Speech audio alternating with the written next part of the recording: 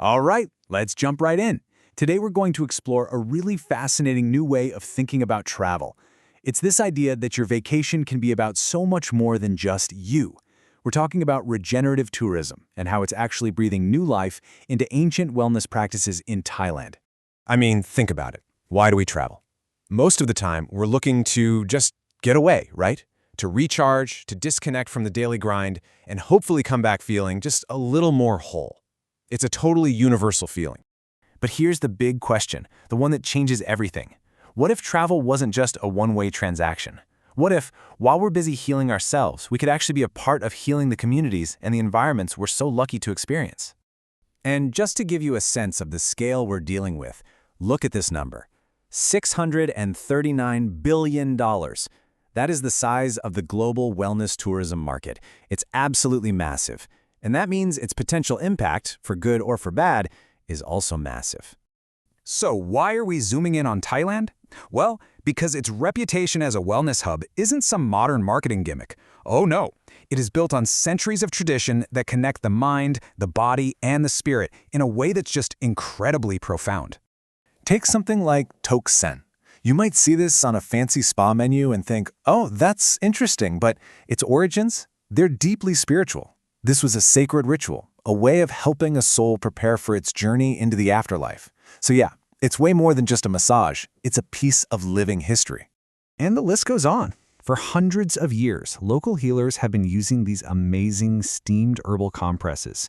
And every single ingredient you see here, the ginger, the turmeric, the lemongrass, it was all chosen for its very specific healing powers.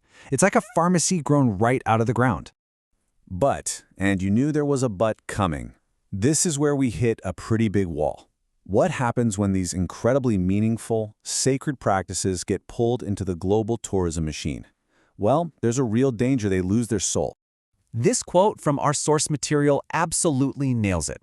A sacred ritual gets turned into just another product. It gets watered down, disconnected from its history, all to make it an easy-to-digest cultural experience for tourists. So this gets to the heart of the matter. For years, the gold standard was supposed to be sustainable tourism, which basically meant, try not to mess things up too badly. But you have to ask, is that really enough? Or could we be aiming way higher? Can we actively do more good?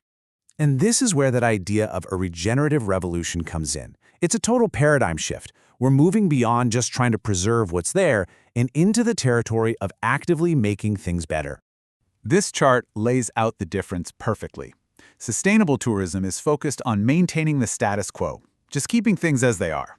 But regenerative tourism, it asks a totally different question. How can we leave this place healthier, stronger, and more vibrant for the next generation? It's about restoration, not just preservation. So, to put it simply, regenerative tourism is an approach that works to boost a destination from every angle, helping the local economy, healing the natural environment, and strengthening the community's culture. The goal is simple: leave it better. And the cool part is, this isn't just a theory on a PowerPoint slide. It is happening on the ground right now in Thailand. And it's taking two pretty different but equally powerful paths.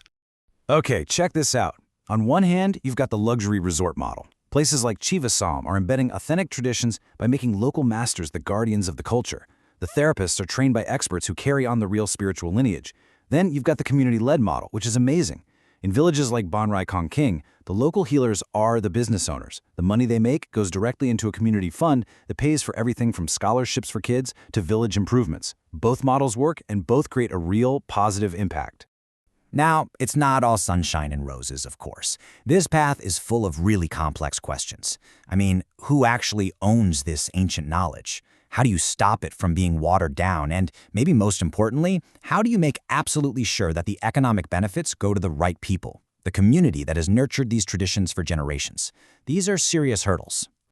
So, what does this all mean for us as travelers? Well, it points to a really fundamental shift in how we think about the footprints we leave behind. It's about so much more than just getting a good massage. It's about travel that genuinely changes you. It's about experiences that forge a real connection with yourself, with the culture you're visiting, and with the natural world all around you. And really, this is the big takeaway. The entire idea here is about shifting our role. We move from being someone who just consumes an experience to someone who actively cares for the place and the people who make that experience possible. We become a caretaker. So I'll just leave you with this final thought to chew on. What if we started to measure our trips differently? What if the greatest souvenir we could ever bring home wasn't a t-shirt or a trinket, but the positive impact we left behind? Something to think about. Thanks for joining me.